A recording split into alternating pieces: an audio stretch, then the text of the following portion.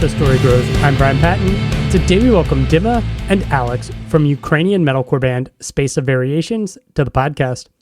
Space of Variations will release Poisoned Art this Friday, February 13th on Napalm Records. The guys talk about how war has affected the band and how playing live serves as a moment of escape for the band and fans, being excited to release music with Napalm even though it was during COVID lockdowns, the themes on Poisoned Art, and more. Thanks so much for checking out this episode of As the Story Grows. If this is your first time listening to the podcast, welcome. You can find links in our show notes or at asthestorygrows.com for our mailing list, our Discord server, and our Patreon page, where $1 a month gets you early access to every episode. And make sure you check out February's sponsor, Tapehead City. Check out tapeheadcity.com or check out the link in the show notes. They have a bunch of killer cassettes exclusive to Tapehead City right now. You can get Bad Religion's Suffer. You can get Bad Brains' Rock for Light and Bad Brains' Eye Against Eye. They also recently released Choking Victims, No Gods, No Managers. And if you just scroll through what they have, a couple of former podcast guests, they have a cassette copy of Few Left Standing's Wormwood and the new Agnostic Front record, Echoes in Eternity. So check out tapeheadcity.com. And thanks so much to Tapehead City for sponsoring the podcast. Enjoy today's conversation with Dima and Alex from Space of Variations.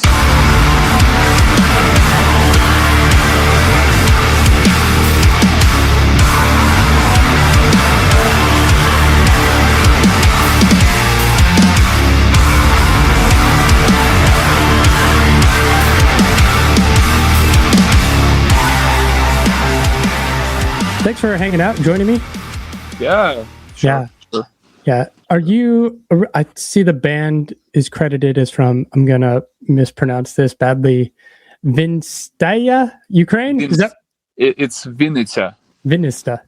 Yeah, Vinnytsia, yeah. Awesome. The city from, Ukrainian city. Yeah. Is that where you grew up? Yeah. That's where we grew up and where the band was formed. Nice. What got each of you into music and maybe more specifically like metal?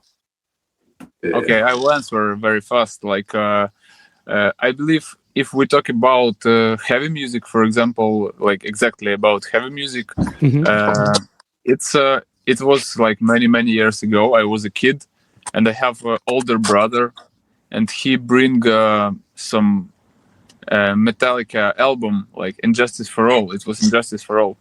And it was my first heavy album, and I was like shocked in a good way, like that this kind of music actually exists. And it's kind of took me to this thing like for till now, So I start exploring a lot of music like this and start playing guitar like somewhere at the same moment. So that was the moment of inspiration and of decision to make music. Nice. For me, it was weird because if I'm reflecting to my life and I'm asking like, really, why you start screaming? Where's your screaming, dude? Like it's weird. It's weird way to express like yourself. Yeah. But I found some like raw emotion, in that process, like some needed in that moment release of the aggression or something. And I don't know, when I heard first time, we actually just went back home and discussing this subject and trying to be in the dialogue with our driver bass player so he will not turn the truck, the bus with the people because we were driving in the night and we're discussing all these subjects. I don't know, why this music spoke to me when I was like 15, 14, or maybe 14, 13 years, something like this. And it was nothing that I like heard before. And the aggressiveness somehow reflects in my inner emotions. So, something like this. And it makes me bring scream and bring me to some bands, so it was just pure, like, emotional wave, like you're blown by this, by this cluster of aggressive shit. So yeah. Nice. I know there are bands in Ukraine, but what is the music, like the metal scene, like in the country or locally where you grew up? What do you mean? What else? What bands do we have? Well, I think just being like, were there a lot of local bands or places to go see concerts?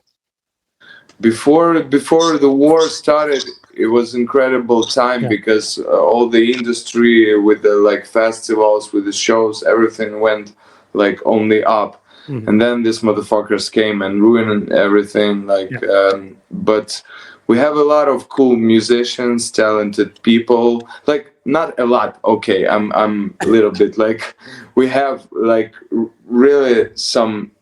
You know, the best ones, they're not a lot the best ones. So we always pay attention to the best like examples, and we had these examples like in our country of super talented, interesting musicians. I respect our heavy scene. I respect our music scene, and it's not Ukraine, like it's a big country, but you know, we were in the state where everyone like pop artists would knew like some heavy artists, so everything kind of, we had a collaboration with kind of artists from mainstream, you know, and it's all was blending and like and growing, you know. Now it's much harder for all the musicians inside Ukraine, and I just hope that it will like be over someday, and our art could breathe, like, you know, and the government maybe finally understand that they need to support the artists inside of the country too, because it's important, like cultural thing. And if you want to raise the new generation of the artists, you need to support them somehow. Then they go into the world, they show in the culture abroad, you know, and it's always great for the country. I don't know why they're not doing it some way. Yeah. In doing some research on the band, I see that where you're from has been impacted directly from the war. Have you ever thought about like maybe this band isn't worth keep doing because of that? Yeah, man. we had that moments like of when the war started, especially like we like stop, like we were supposed to go on tour, on Ukrainian tour, like everything was like prepared, and we then thought like who need the music during the war, and only months and months then we understood that the people live in these conditions and they need some sort of relief, and they need some sort of like this events, you know, to distract them from the harsh reality they're in. So it was quite a journey of trying to bring the music into our life too, because it was not that moment that you really want to perform, you know. And we were trying to bring this up from ourselves too, and it was quite a painful period. Alex, maybe you want to add some stuff. I don't know if I have some extra information about it. I experienced it pretty same like feelings. Like this transition was like I cannot even explain. Like you suddenly don't have any energy and any emotions for music, for art, because kinda it feels like it's not needed. But later you understand that you have like some power for this, and slowly you can come back. And at this moment people's like band and like artists, they back on track more, like all those who still working, I mean, and they making some shows still in these conditions, like absolutely actually crazy conditions for concerts. They doing it, they make some shows, make some this donation stuff, like they collecting money, and so that's that's what I can add here. Yeah, so it's hard, but our people is incredible, and they sometimes we forget about it. We're forgetting about it, like sometimes, but like what these people are going through on daily basis, like no one deserves life like this, and it's a lot of respect and courage for musicians who will keep doing it, for every like basically like who's keep doing what they were doing, you know, because this all first corona, then like war, you can say like, oh, all right, I'm done with it. I get it. We're done, and seems like easy option, but the consequences of this decision is much harder, you know. So you always, like during the career, you will always have like some doubts. Should I keep going? Does it find the right resonance, or am I on the right place? Am I there where I wanted to be? Like, so you need to have some sort of different motivation inside you, like to keep going, and mostly this motivation to express like your raw like emotion, and I hope that this emotion will resonate with someone and heal someone, you know, and hope and help someone. Yeah, that's all I can say.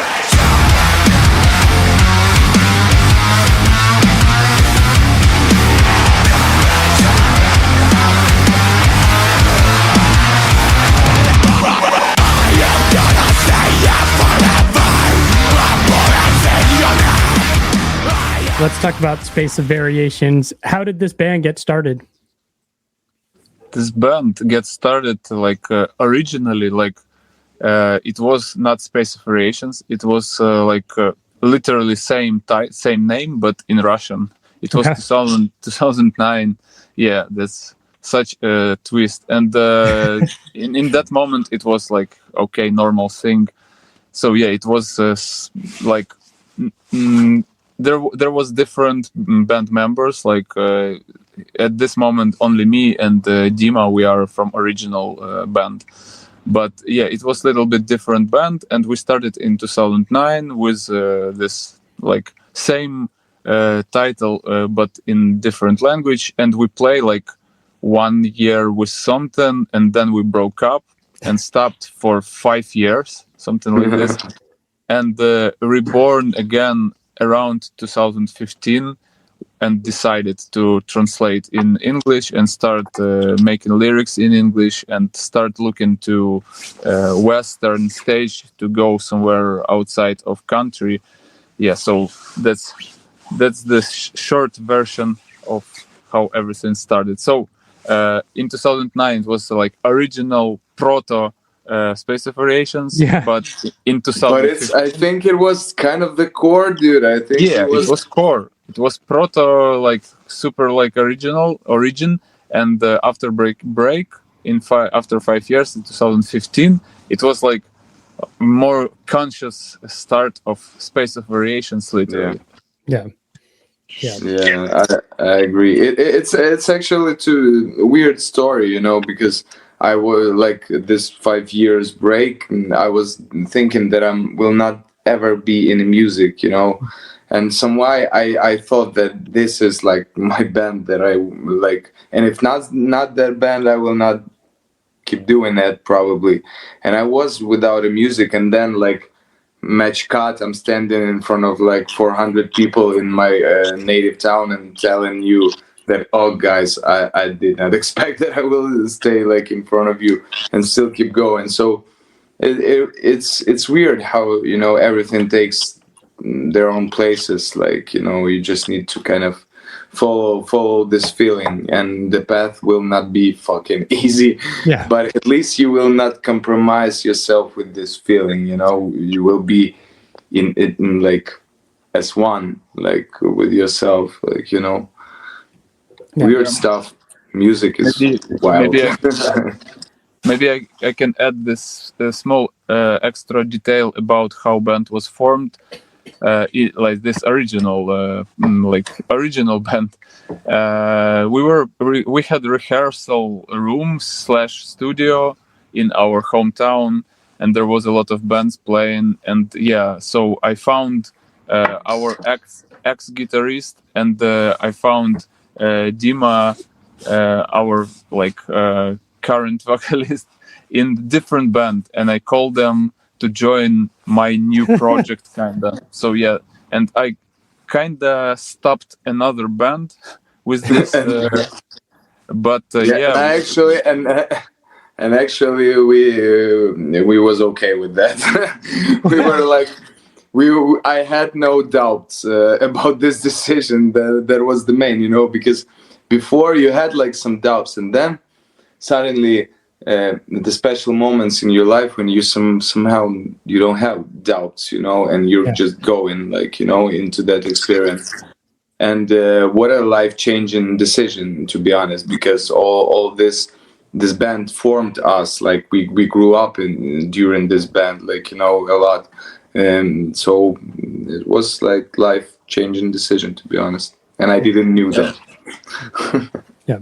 You guys signed with Napalm Records and then put your EP out the end of March 2020.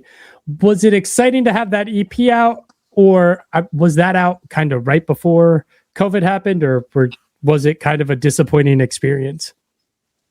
No, I can start. Like for me, it was cool. It was great moment when Napalm Records. It was like a moment from the movie. We were playing the shows with the Ginger during their European tour, and we were playing the show in the Graz. This is the main office of Napalm Records, and we heard that maybe some guys from the label will come to check, But we didn't pay so much attention. We were like, we just need to play as always, we just need to do the best we can. And we played, and as we understand then, there was a guys from Napalm Records, and after that they came first to our merch spot to ask what band is selling more than merch. It was interesting move from the beginning. Then I remember my merch guy is coming to the place Napalm Records want to talk with you, and we're like, oh shit, this is a movie or something. And why I'm saying that this was a movie, because it was not on emails, it was real raw experience after this show. Yeah, so they found this intention inside there to give us the record deal. And for us it was we already in that moment had that EP, so the decision to drop it was not disappointing at all. Nice. It was cool, finally we found the home for our material, and still keep doing it. It's the third album, EP, and 2 albums we dropped already. So it's cool experience. Thank you, Records. Yeah, new album's called Poisoned Art. Where did that title come from, and does that kind of have to do with any lyrical themes on the album? This title comes actually, we was recording some last songs for this album.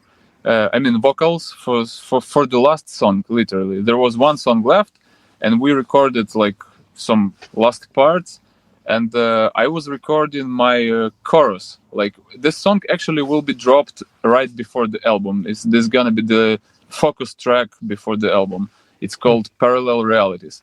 And there is a line in this song, in my chorus, where I'm singing my art is poisoned.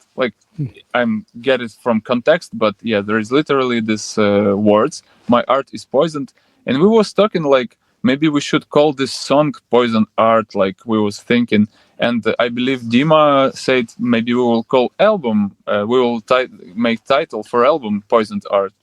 And we're that actually sounds cool. And the first version for me, there was a backslide. I was thinking actually to title this album Backslide. There was this idea. But then we was discussing, and Poison Art sounds more, I don't know, more monumental and put everything on this record together. So that's the story behind this like decision how we title this album. Yeah, and for like, you know, for open few words about what does this name means, like for us, like it's, we like had the hardest years in our life before, like it was life-changing, transformating experience, you know, very traumatic, like, and it reflects on all the spheres of our life. Of course, it cannot be separated from your art, and you know, this trauma, it's like it's metaphorically like a poison, you know, that poison you from inside, and then suddenly your art is poisoned, like, you know. So that was kind of the metaphor that sums up all the subjects during this album. Yeah. Nice. Yeah. Nice. You guys are currently in the middle of a support tour through Germany, and then you have your headline tour after the record drops. Is that just the plan to tour as much as possible this year? I don't know. I don't know. We have some plans, but after that plans, it's still the question mark what we will do. You know, interesting period too. The interesting moment of dropping this album, but the next period is even more interesting. So let's see. I'm just happy to finalize the drop of this album because it was quite a long journey. So yeah, right now focusing on that.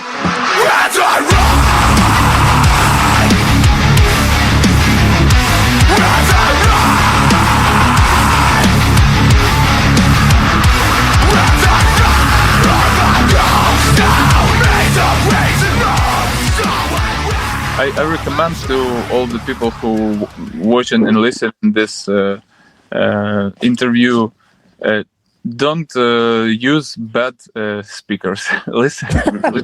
Listen with nice speakers, with headphones, no rush, in normal conditions, so you can dive deep in this album and read the lyrics carefully, because the lyrics is like somehow can change like the colors of music. So, and thank you for staying with with us if you already listening to Space Operations, and hope you will like our music if you new to our art, and welcome on board of Space Operations. Yeah, I can just add one thing, that once like our good friend Bogdan from Hardcore Channel says, after he listens on the stream our previous album Imagos, he said, well, that was kind of trip, you know. And I believe that it's a lot reflects like what we're doing in the music and how we're building the albums, because it's like really the cluster of sounds and feelings and emotions. It's not one there, and there is a lot of, I believe, different like different paintings. Yeah, like Alex always says this metaphor that each song is like a different paint, you know, and that's why it forms like the trip, you know. So listen carefully. If you have time, listen the fucking full album. We were working a lot on this stuff, and yeah, just listen and feel. Yeah.